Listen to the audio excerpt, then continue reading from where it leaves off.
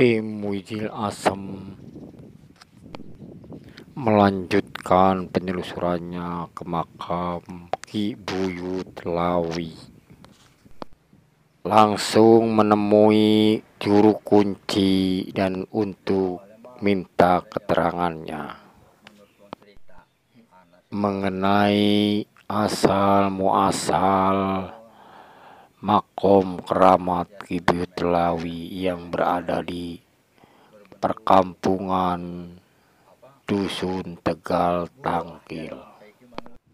Sejarah Islam di Tegal Tangkil tak lepas dari peran ketiga Ki Buyut yang makamnya bersama Ki Buyut Lawi, asal Kuningan Kerajaan Galuh juga Sumedang, yang datang ke tanah Tegal Tangkil, kemudian tinggal di Tegal Tangkil hingga akhir hayat mereka. Namun sejumlah catatan menyebut bahwa Islam sudah ada di Tegal Tangkil waktu itu. Jaya Mukti di Dusun Tegal Tangkil adalah salah satu kampung mayoritas penduduknya tani dan nelayan. Selain memiliki laut, juga pesawahan dan empang, Tegal Tangkil memiliki sederet situs makam keramat.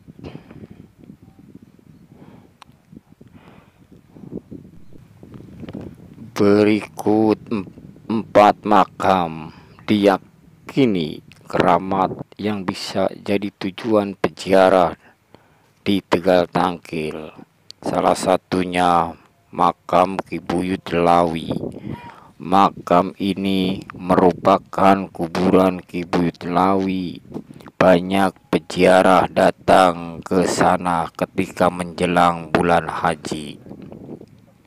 Makam ini juga menjadi bukti jika agama Islam pernah disiarkan di Tegal Tangkil.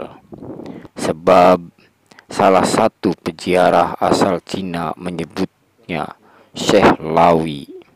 Konon katanya, pada zaman dulu asal muasal Ki Buyut Lawi dari Kuningan Kerajaan Galuh, sehingga di Tegal kala itu di Ki Lawijan nama kesehariannya. Ki Buyut Lawi bersama Ki Catam nyudu mencari rebon. Tiba-tiba hujan lebat sehingga kedua kakek itu bergegas pulang. Namun hujan sangat lebat sehingga kedua kakek jalan yang dipijaknya tidak terkena basah kena air hujan. Sehingga Ki Buyut Lawi memutuskan tinggal di tegalan itu dan meninggalkan perahunya yang mogok. Makam keramat Ki Buyut Brata. Makam keramat ini terkenal di kalangan peziarah karena letaknya yang berada tidak jauh dengan makam Ki Buyut Lawi. Ki Buyut Brata asal dari Sumedang, namun kesaktiannya di bawah Ki Buyut Lawi, sehingga Ki Buyut Brata mengabdi ke Ki Buyut Lawi. Makam Ki Buyut Brata ini merupakan kuburan salah satu tokoh pemuka agama di Tegal Tangkil yang sudah ada sejak zaman dulu. Namun meskipun belum dikenal tokohnya, kuburan tempat ramai peziarah karena keunikan makam yang berlokasi di tengah-tengah Tegal tak berpenghuni. Makam Eyang Pangeran Jayawikarta. Makam keramat ini cukup terkenal di tengah Tegal Tangkil karena bentuk makam yang unik, di mana kuburan umumnya biasa saja. Tapi keunikan makam Eyang Pangeran Jayawikarta yang sangat besar juga panjang. Jika dilihat masa hidupnya Eyang Pangeran Jayawikarta bertubuh tinggi besar.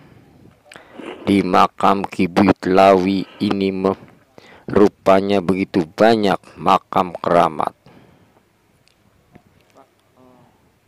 dan merupakan makam tokoh-tokoh besar.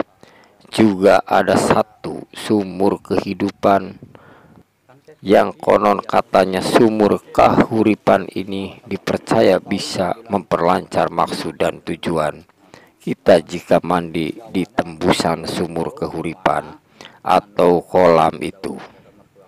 Keterangan warga di sekitar makam keramat juga penjaga serta anak dari juru kunci makam keramat tersebut mengungkapkan komplek permakaman dijaga oleh harimau hijau keemasan yang kasat mata. Konon katanya harimau hijau keemasan tersebut merupakan jelmaan dari Ki Buyut Lawi.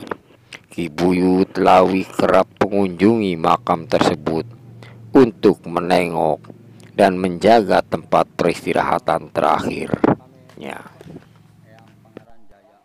Tim Wijil Asem bersama Dajeng Bah, ahli spiritual tisu, sangat menghargai dan menghormati para juru kunci yang berada di makom tersebut.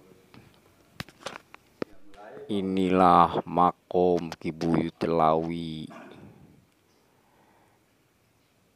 Banyak sekali foto-foto, juga juru kunci pada zaman itu Pak Catam namanya.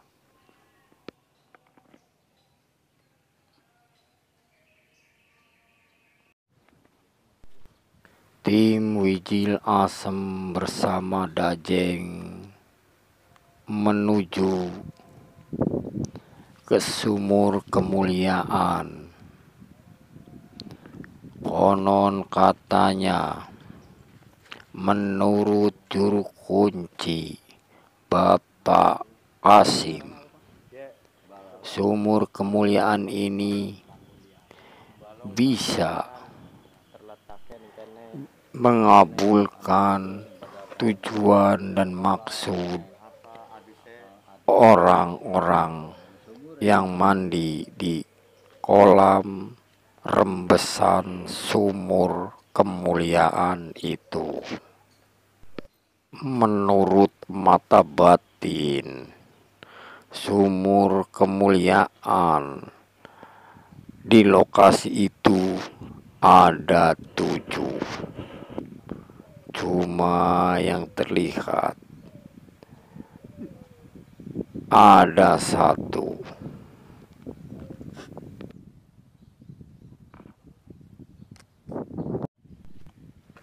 Inilah makam Ki Buyut Brata yang sederhana di ujung dekat dengan 2 pohon besar yang diselimuti kain putih. Juru kunci banyak bercerita kepada tim, dan tim langsung bergegas untuk beristirahat sambil bercerita tentang asal muasal makom keramat Ki Buyut Lawi yang berada di tengah-tengah sawah atau tegalan.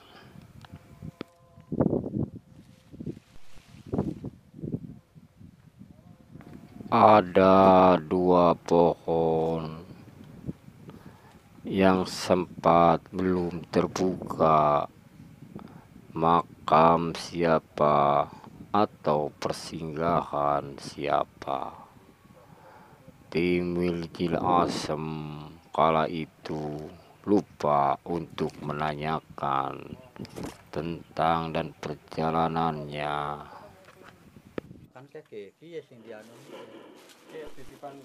Inilah cucu Kicatam, juru kunci kala itu.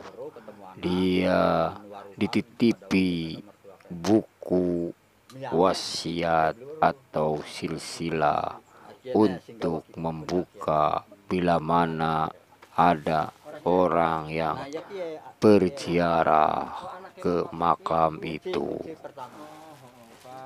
Sampai di sini tim Wijil Asem.